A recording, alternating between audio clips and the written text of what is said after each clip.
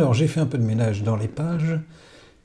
Ici je me retrouve donc avec une introduction à cet endroit. Et là vous voyez que j'ai créé des sections pour chaque chapitre. Donc j'ai ici introduction, mais si je vais un peu plus loin, vous verrez que voilà, chapitre 3, je suis bien en page 9. Donc pour l'indiquer, c'est commencer à la page. Voilà, si je descends, vous verrez que c'est la même chose partout, chapitre 4, chapitre 5. Donc ce que je vais faire ici, histoire de gagner un peu de place, en fait je vais supprimer tout ce qui est chapitre. Alors maintenant, comment faire? Eh bien, on va simplement modifier notre titre de section niveau 1.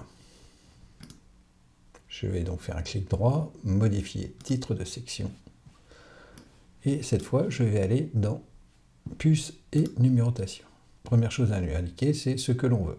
Alors, soit des puces, mais là, ça n'a aucun intérêt pour nous, soit une numérotation arabe ou romaine, par exemple, ou alors des lettres, comme vous voulez. Moi, je vais prendre numérotation arabe, ça va aller plus vite.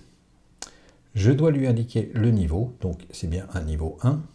Et donc, dans le texte, ça se lit comme ça. C'est-à-dire qu'ici, vous avez le numéro courant, puis un point, puis une tabulation. Et pour le moment, on va en rester là. On va aller juste vérifier. Alors, je fais OK.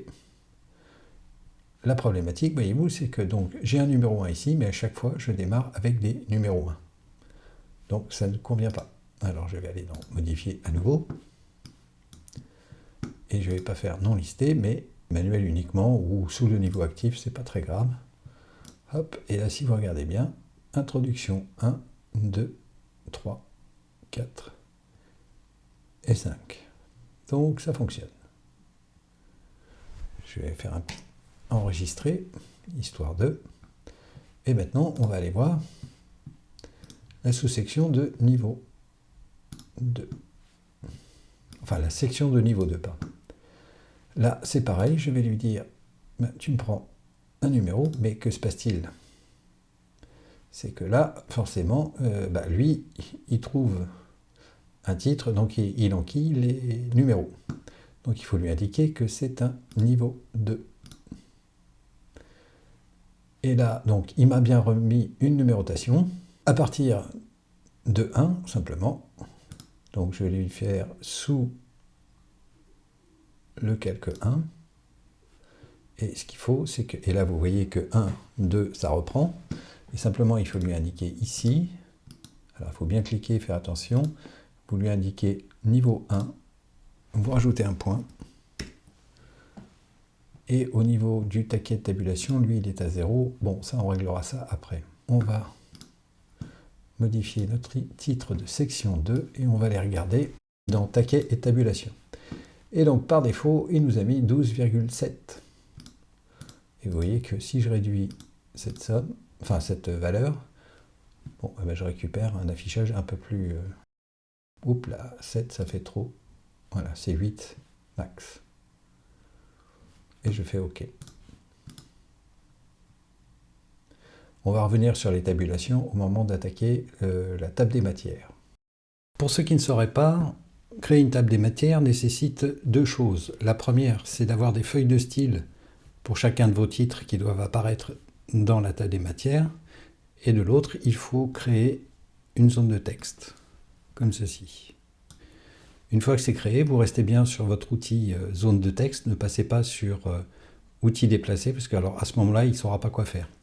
Je vous montre, ici vous avez deux possibilités, soit vous allez dans texte, faites table des matières, insérez une table des matières, soit vous allez directement dans fenêtre, et dans référence, vous prenez table des matières. Voilà, moi elle s'ouvre en fenêtre flottante, mais normalement vous, elle devrait se situer dans le studio de gauche.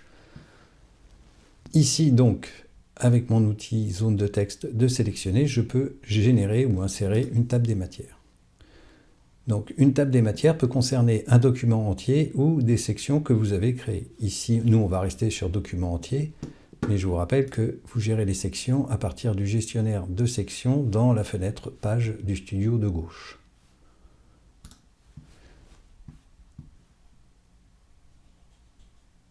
Vous avez regardé dans toutes les zones de texte ou habillage du texte. Ben, vous laissez toutes les zones de texte, nous c'est ce qui nous intéresse et pas le reste. Alors ensuite j'ai s'arrêter à la prochaine TDM. C'est si vous avez plusieurs tables des matières, vous lui dites à la prochaine tu t'arrêtes. Ensuite vous avez inclure les entrées avant la TDM. Ça c'est si vous créez une table des matières après le contenu que cette table doit référencer. Quant à inclure les signets PDF, laissez-le, ça fait de l'interactivité.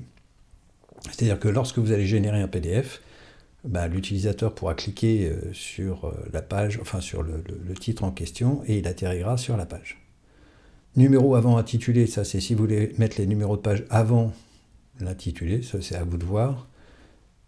Remplacer les sauts de ligne, oui, de cette façon, si vous avez un titre où il y a une ligne forcée, ben, il va la supprimer et mettre tout sur une ligne.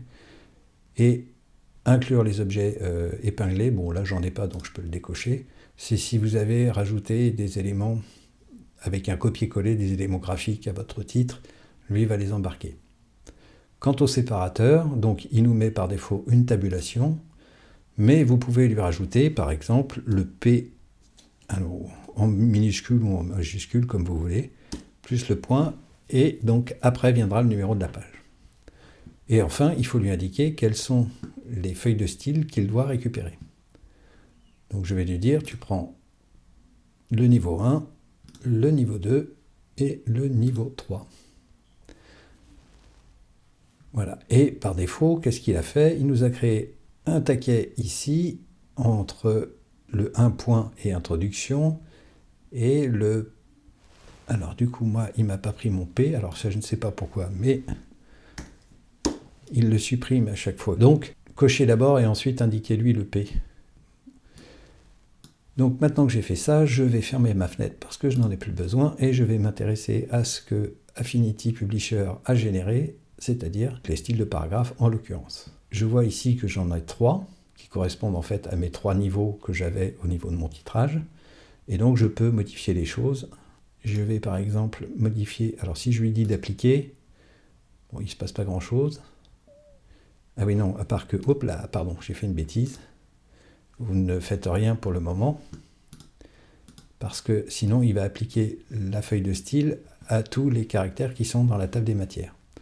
Donc ici, je vais modifier. Voilà. Là, quand c'est coché comme ça, il n'y a pas de souci. Je vais faire modifier.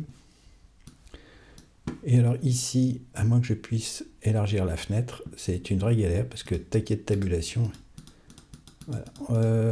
C'est sur Mac, paraît-il, pas sur PC. Je veux la supprimer pour en créer une nouvelle. Je vais faire la même chose tant que j'y suis. Avec, là, ici, je suis en niveau 2. Modifier, taquet de tabulation. Allez, hop. Comme ceci. Et alors, j'ai un niveau 3 quelque part, mais pour le moment, je ne le vois pas. Donc, on va procéder par étapes. Je vais aller de nouveau faire modifier. Et donc, je vais lui dire, tu m'en mets un. Par défaut, il me met à 12,7 à gauche et sans rien derrière. Je vais le laisser comme ça. Dans un premier temps, je vais faire un deuxième taquet. Ici, je vais lui mettre 0. Pourquoi je vais lui mettre 0? Je vous explique. Parce que je veux que ce soit un taquet à droite. Et ici, je lui dis, voilà, à droite.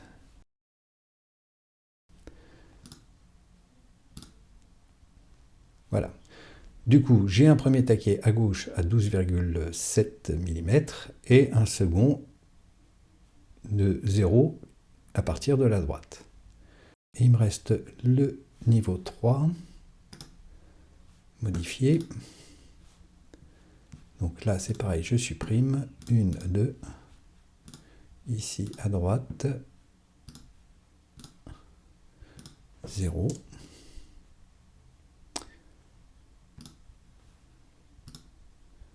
Voilà, il faut bien cocher cette partie-là, parce que sinon le 0, bah, il va forcément le mettre avant le 12,7.